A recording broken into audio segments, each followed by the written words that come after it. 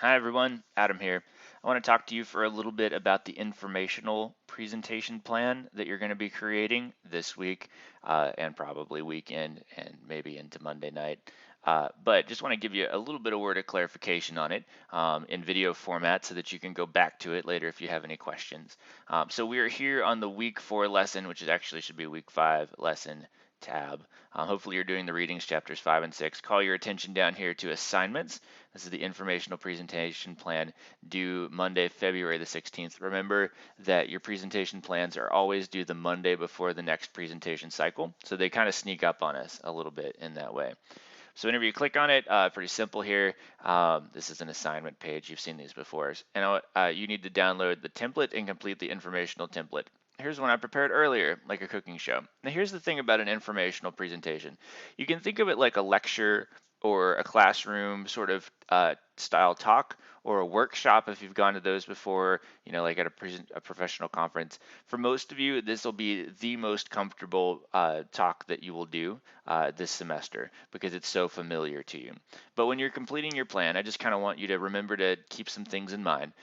So when your presentation title, always remember to use action verbs and make sure that it gives a sense of what we'll be doing. So if we're going to be learning about, how to get your herd of, Black Angus cattle certified Angus, you don't want to call it cows because that would be a terrible title.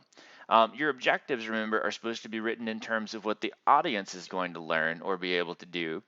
So, if in our example, we would say the audience will be able to learn how to certify their beef Angus, or how perhaps they'll learn how to first, determine what an Angus cow is. These are things. So remember, these are not things that you are going to do. These are things that the audience is going to be able to do as a result of your talk.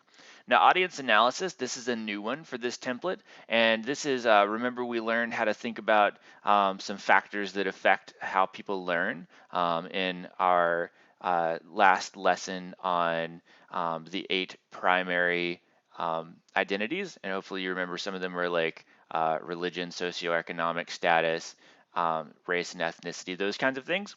So we want to apply those to this section, and we want to think, who is our audience here? And so you'll be thinking, all right, like most everybody's a college student, probably most people in the ag school are going to be white.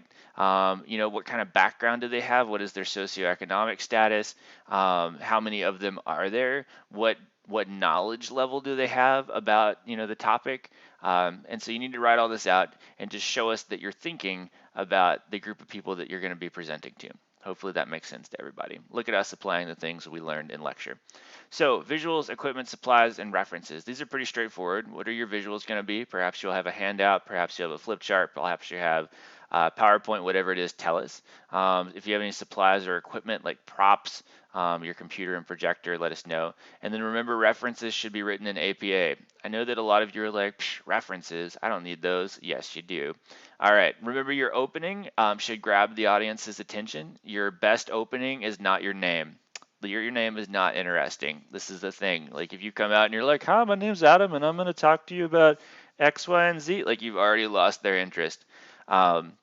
So, be sure and capture their attention with what is going to be most interesting to them about your talk, get them hooked in, then introduce yourself. And then after that, we want to outline your key points by objective. So make sure that your key points that you list here right back, match back to the objectives, and we can make sure that everything in here is helping you achieve your objectives, and there's nothing in here that's not. Remember the bear method. Actually, none of you remember the bear method because I just graded your quizzes today. But anyway, so directions, visuals, materials, it's all pretty straightforward. And then if you practice it, write in your time so that you kind of know how long each one is supposed to take, or at least have a plan for how long each is supposed to take. Application, this is one that people get really confused about. They're like, oh my God, application, what does that mean? So remember in your training demo, you allowed people to try the thing that you were teaching them how to do. And that was like the do portion, okay?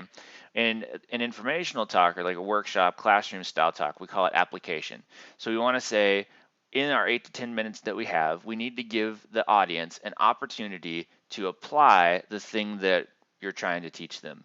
And so remember, we talked about this in lecture whenever we talked about the 5 characteristics of an effective presenter, right? And one of them was audience interaction and participation. And we talked about, 6 or 8 different ways that you could do that. And so you might facilitate a discussion, you might ask them questions, you might give them a quiz or give them like a worksheet that they can fill out. Whatever it is, that's what goes under the application. You have to have that. Okay. And then lastly, your closing just sums up the key points that you had in your topic, and then also maybe reiterates again why this was important and relevant and beneficial to them.